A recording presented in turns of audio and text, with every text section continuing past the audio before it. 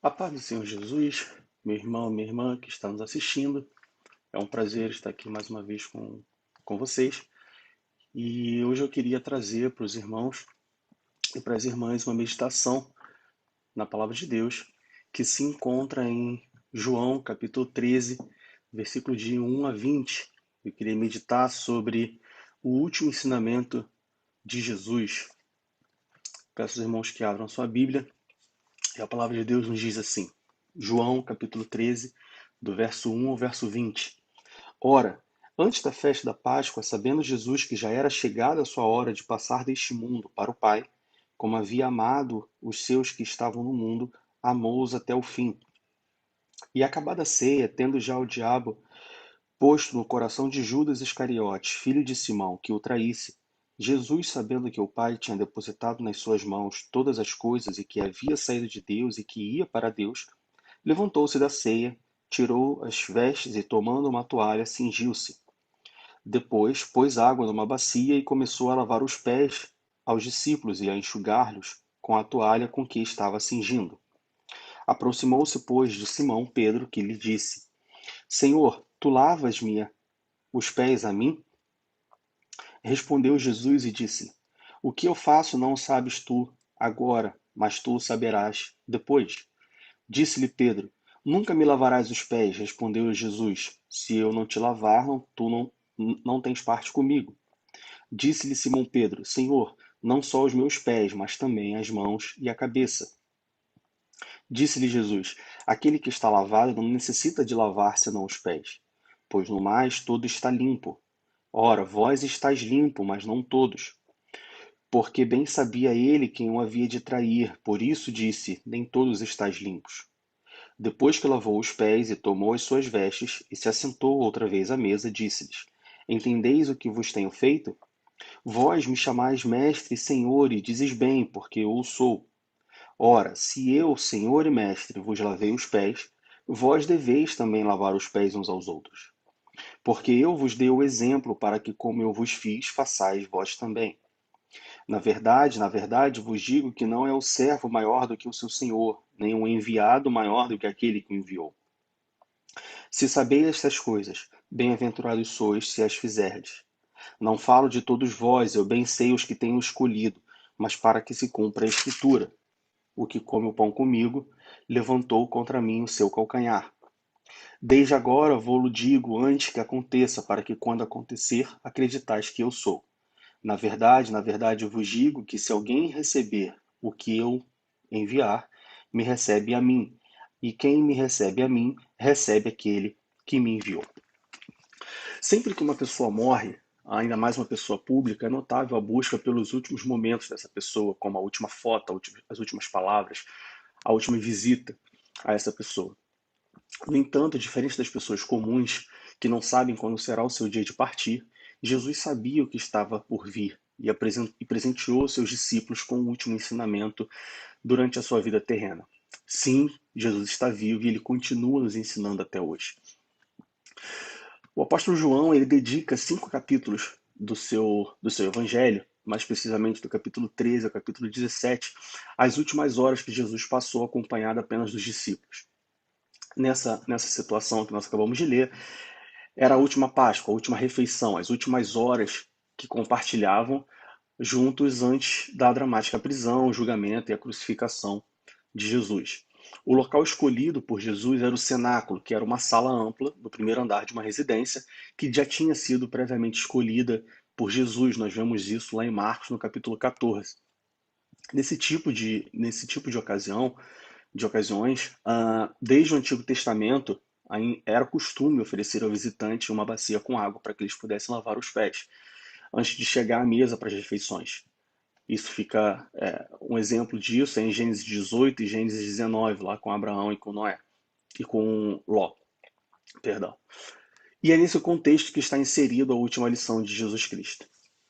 Segundo a tradição neotestamentária, caso a visita fosse coletiva ou o dono da casa não tivesse condições de cumprir esse ritual, esse protocolo, por cortesia, um componente do grupo que estava visitando a casa poderia voluntariamente se apresentar para esse serviço. Mas naquela noite nós vemos que nenhum dos acompanhantes de Jesus, nenhum dos discípulos se apresenta para aquele simples gesto de lavar os pés. Sendo assim, nós podemos observar três possíveis razões para essa indiferença dos discípulos, bem como aprender a lição que Jesus quis ensinar aos seus discípulos com aquela atitude inédita e que nos ensina, continua nos ensinando nos dias de hoje. São três possíveis razões. A primeira razão é que o convívio dos discípulos foi marcado por constantes disputas. Lá em Lucas, no capítulo 9, no versículo 46, nós vemos que começou uma discussão entre os discípulos acerca de qual deles era o maior. Eles queriam saber quem teria a primazia no meio deles. E nós vemos que essa contenda durou todo o período em que eles estiveram na companhia de Jesus. Uma segunda possível razão, essa polêmica sobre quem seria o maior cresceu e extrapolou o círculo apostólico, inclusive os limites terrenos. Nós vemos lá em Mateus, no capítulo 20, que a esposa de Zebedeu, ela chega para Jesus e pede a Jesus, ela roga a Jesus que os seus filhos Tiago e João fossem eleitos para estar à direita e à esquerda do reino que havia de vir. E aquela atitude da mulher gerou um mal-estar generalizado, se nós olharmos o capítulo 20 de Mateus, colocando ainda mais lenha na fogueira dessa discussão, dessa contenda. No entanto, Jesus ele descarta qualquer concessão de privilégio no reino de Deus. Lá no capítulo 20 de Mateus, Jesus diz que esses lugares pertencem àqueles que foram preparados pelo seu Pai, ou seja, por Deus. E uma terceira razão para esse descaso dos discípulos, ou essa falta de proatividade dos discípulos, é que os discípulos eles não se importaram de lavar os pés uns dos outros, porque essa função era uma função que estaria se desvalorizando naqueles dias, por se tratar de uma ação extremamente humilhante, extremamente comum e possivelmente colocada em segundo plano, sendo destinada a um servo incapaz de fazer qualquer outro tipo de serviço. Então, diante desse cenário, diante dessas três razões, entende-se por que nenhum deles queria descer, se rebaixar e assim lavar os pés uns dos outros.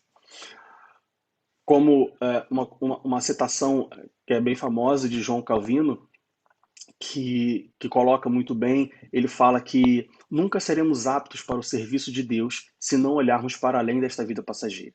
E olhando para os discípulos durante os 3 anos de ministério de Jesus, nós vemos que eles demoraram para olhar além da vida terrena que eles estavam vivendo. Então, por isso, nós nos encontramos, Jesus e seus discípulos se encontram nessa situação. Então, existiam três possíveis razões nesse contexto de por que os discípulos não se apresentaram para o serviço na cerimônia de lava-pés, no protocolo do lava-pés. E qual o ensinamento que Jesus ensina a esses discípulos e que nós podemos trazer para os nossos dias? Bom, o gesto de cortesia tornou-se vergonhoso e desprezível naqueles dias. Não existia mais um gesto de cortesia diante daquelas pessoas. Porém, Jesus resgata esse gesto de cortesia durante o seu ministério e ele ressignifica esse gesto e atribui um novo valor ao gesto de cortesia diante do seu reino.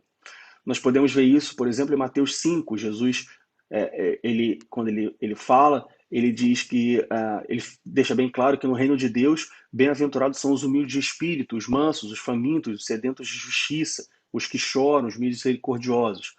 Um segundo momento que nós vemos esse ressignificado do gesto de cortesia por parte de Jesus está lá em Marcos, no capítulo 9, onde nós vemos que no reino de Deus, se alguém quer ser o primeiro, será o último e servo de todos. Ainda em Mateus capítulo 18, Jesus diz que aquele que se humilhar como uma criança, esse é o maior no reino de Deus, no reino dos céus. E por fim, nós vemos Paulo em 1 Coríntios, no capítulo 1, do verso 27 ao verso 29, Paulo dizendo que no reino de Deus as coisas fracas confundem as coisas fortes. Paulo diz que Deus escolheu as coisas vis deste mundo e as desprezíveis, e as que não são para aniquilar, as que são, para que nenhuma carne se glorie perante dele. Então nós vemos que Jesus, e posteriormente Paulo, como nós já citamos, ele ressignifica o gesto de cortesia. No entanto, na cabeça dos discípulos, o reino do Senhor, o reino de Deus, reproduzirá a mesma estrutura social ainda vigente naquele tempo e que está ainda vigente nos dias de hoje, onde o maior é quem detém o maior poder político, econômico, até mesmo religioso.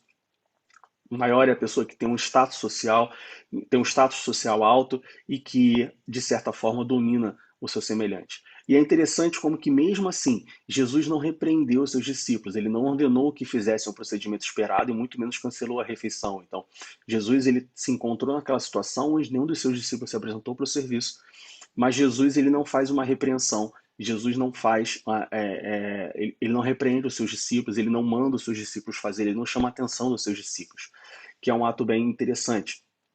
Como está escrito pelo profeta Isaías, lá em Isaías 42, Deus fala que o servo do Senhor, se referindo a Jesus, é humilde, manso e obediente. E esse servo do Senhor, que é Jesus, então ele pergunta calmamente aos seus discípulos, em Lucas, ele pergunta calmamente para os seus discípulos, em Lucas capítulo 22, versículo 27. Ele fala, pois qual é maior, quem está à mesa ou quem serve? Porventura não é quem está à mesa? Pois no meio de vós eu sou como quem serve. Então nós vemos que Jesus, ele calmamente, ao invés de repreender os seus discípulos, ao invés de ordenar aos seus discípulos que façam aquele gesto, Jesus, ele questiona, ele humilde, como o profeta Isaías diz, humilde, e escreveu humilde, manso e obediente. Jesus, então, ele questiona sobre quem é o maior, se é quem serve ou quem está à mesa. Bom, por que disso? Porque, conforme a tradição judaica, os pupilos de um rabino tinham a obrigação de prestar-lhe os mesmos serviços de um escravo, exceto a lavagem dos pés, que era um serviço muito braçal e humilde. Então, por mais que os discípulos de Jesus tivessem a obrigação, vamos dizer assim, por tradição, de prestar todo e qualquer serviço ao seu mestre, no caso a Jesus, a cerimônia dos lava-pés não era uma obrigatoriedade deles. Os discípulos não tinham que fazer isso. Então, isso dá isso nos mostra uma outra visão. Isso nos dá uma outra visão acerca dessa atitude de Jesus. Quando Jesus ele decide lavar os pés dos seus próprios discípulos, fica bem claro, segundo a tradição, que Jesus decide fazer pelos seus discípulos o que nem mesmo era esperado deles em seu favor. Ou seja, Jesus faz algo pelos seus discípulos que não era esperado nem mesmo que os seus discípulos fizessem por ele. Talvez isso explica o choque de Pedro quando se encontra naquela situação. E aí, para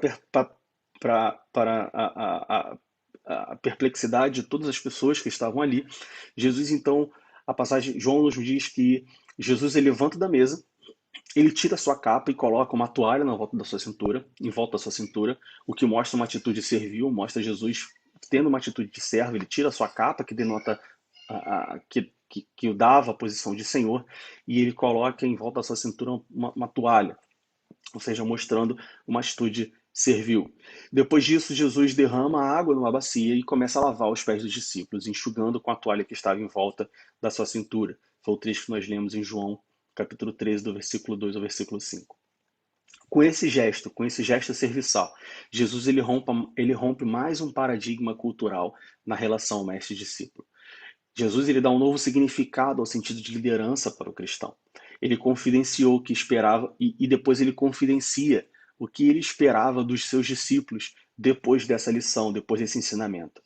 Jesus diz no verso João capítulo 13, nos versos 13 e 14: Vós me chamais mestre e senhor, e dizeis bem, porque eu sou. Ora, se eu, senhor e mestre, vos lavei os pés, vós também deveis lavar os pés uns aos outros. Então nós vemos que, mais uma vez, Jesus ele se encontra naquela situação, ele vê que os discípulos,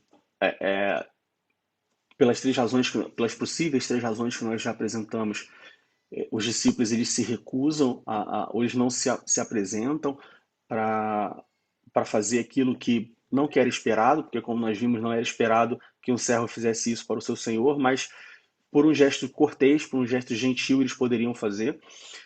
Jesus ele vê aquela situação e Jesus ele não repreende os seus discípulos, ele não briga com os seus discípulos, vamos dizer assim, ele não ordena.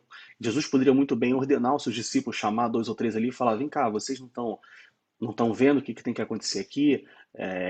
Vai lá, pega uma bacia e vai lavar o pé. Enfim, Jesus poderia dar ordens, como ele deu em outros momentos. Inclusive, quando Jesus ele escolhe a residência em que seria feita a última ceia, quando os discípulos perguntam, Jesus dá ordem, olha, vá lá, é tal lugar, e fala com fulano de tal, enfim, Jesus dá a ordem aos seus discípulos, mas nesse momento Jesus não faz isso. Jesus, como nós lemos, como nós vimos em Isaías 42, Jesus é manso, Jesus é obediente, Jesus é humilde, e ao invés de repreender os seus discípulos, Jesus ele resolve dar um último ensinamento aos seus discípulos. E Jesus, de forma espetacular, de forma bem humilde, ele tira a sua capa, ou seja, ele desce da sua posição de Senhor e ele passa a ser servo. Um ato que, para muitos de nós, pode parecer uma coisa simples, pode parecer uma coisa comum, mas que naqueles dias, naquele contexto social, mostra muito qual é a expectativa de Jesus diante de nós, perante nós. Ah, o que Jesus espera de nós. Bom, depois da situação em que Jesus ele sai da posição de Senhor e passa a ser a posição de servo, e não só servo, mas como nós vimos, essa atitude não era nem esperada, não era esperada nem mesmo de um servo, por ser uma coisa banal, por ser uma coisa braçal, ela era mais destinada possivelmente àqueles servos que não poderiam fazer um outro trabalho. Apenas para exemplificar, um servo que não poderia, que não conseguiria servir, por exemplo, o trabalho de lavar o pé seria destinado a ele, ou seja, era uma coisa bem, bem baixa mesmo. Então, depois dessa atitude de Jesus, é possível imaginar que todas as pessoas que estavam ali, com destaque aos discípulos, aos 12 discípulos, estavam totalmente quebrantados, totalmente constrangidos perante aquela situação. Os discípulos não entenderam que Jesus ele não veio ao mundo para distribuir bênçãos, nem privilégios para alguns. E por isso que esse ensinamento se aplica muito a nós nos dias de hoje, à igreja de hoje, aos cristãos de hoje. Infelizmente, muitos cristãos imaginam ou veem Jesus como um distribuidor de bênçãos, uma pessoa que veio ao mundo, que sofreu o que sofreu, para distribuir bênçãos e privilégios para algumas pessoas. Mas da mesma forma que que os discípulos entenderam diante daquele gesto de Jesus que Jesus não era essa pessoa, não era esse tipo de pessoa, essa não era a missão de Jesus, a esperança é que nós possamos entender nos dias de hoje, possamos chegar a esse mesmo entendimento no dia de hoje. E após essa última lição de Jesus, aí sim os discípulos estavam prontos para anunciar a sua fé e fazer parte da grande comissão lá de Mateus capítulo 28, do versículo 18 ao versículo 20.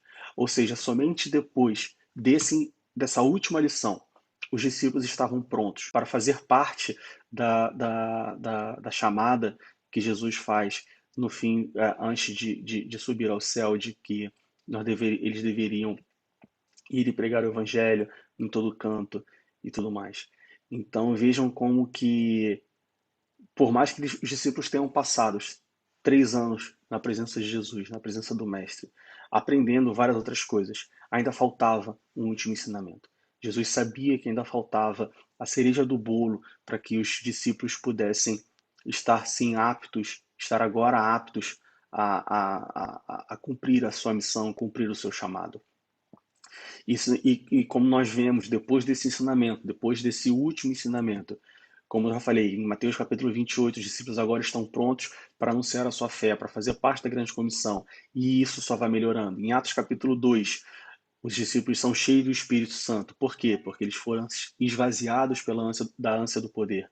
Então, quando os discípulos entendem o recado, eles entendem quais são o seu chamado, qual é o seu chamado, qual é o propósito de servir a Cristo. Eles se esvaziam dessa ânsia do poder, dessa ânsia de quem é o maior, dessa ânsia de quem é o melhor entre eles.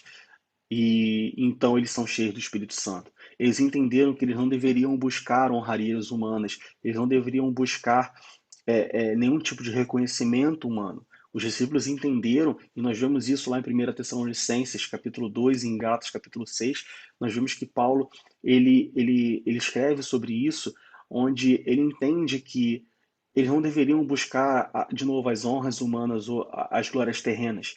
E Paulo nos escreve que a glória dos servos de Deus encontra-se unicamente na cruz de nosso Senhor Jesus Cristo.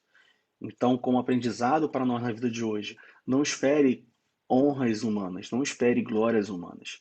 A nossa glória, como Paulo escreve, a glória dos servos de Deus, ela encontra-se unicamente na cruz do nosso Senhor Jesus Cristo. É lá que nós temos que, é lá que nós encontramos a nossa glória. Ou seja, nós estamos aqui não para receber bênçãos, nós estamos aqui não para recebermos honrarias dos homens. Tudo que nós fazemos na obra de Deus, nós não fazemos para receber a honra do pastor, para receber a honra da igreja, para receber a honra de ninguém. Nós fazemos isso porque essa é a obra que Deus confiou em nossas mãos. Então, para nós terminarmos, a última lição de Jesus demonstra que no reino de Deus não existe trabalho desonroso e insignificante.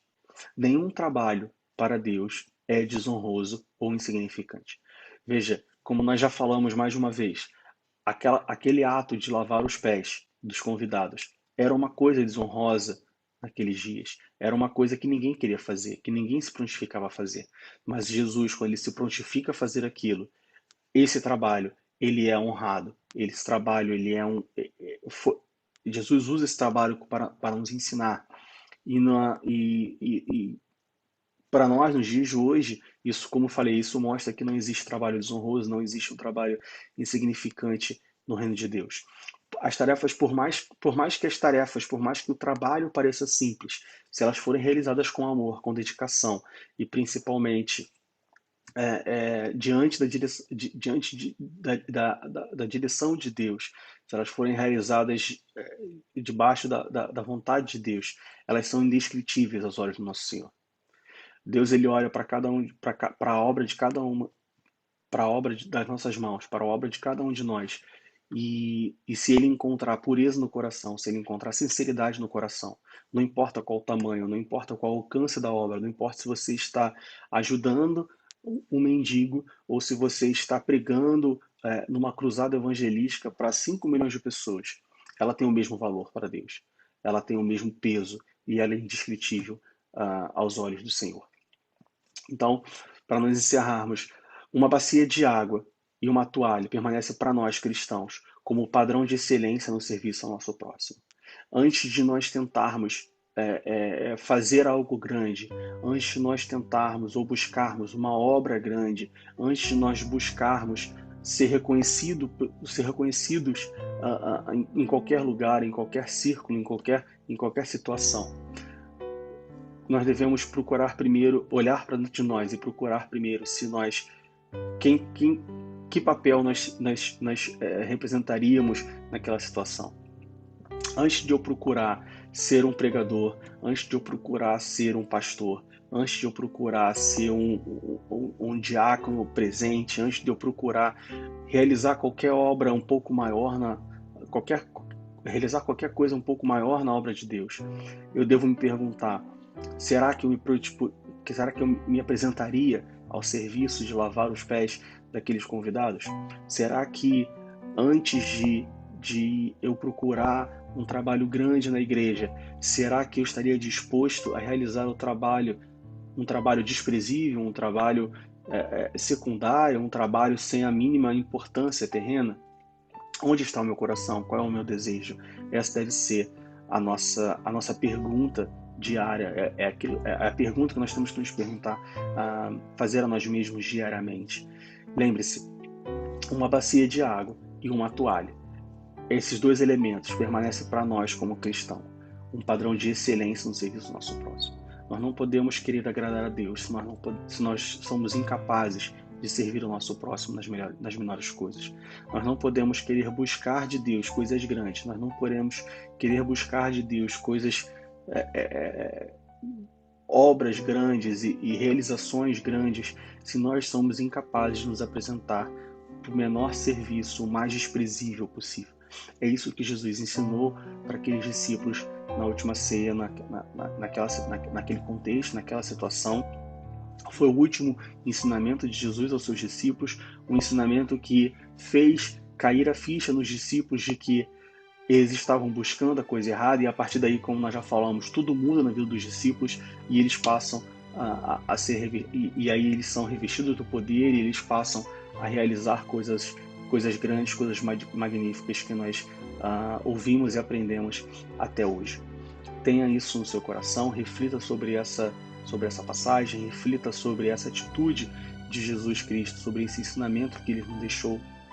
E eu tenho certeza que isso vai ser de grande utilidade e vai ser uma bênção na sua vida e no seu serviço e no serviço cristão. Que Deus os abençoe, tenha uma semana abençoada. Nós estamos, que nós possamos ter cada vez mais intimidade com o nosso Deus, intimidade com Cristo, para que nós possamos ser pessoas melhores, para que nós possamos ser servos melhores. Que Deus nos abençoe, em nome de Jesus. Tenha uma boa semana.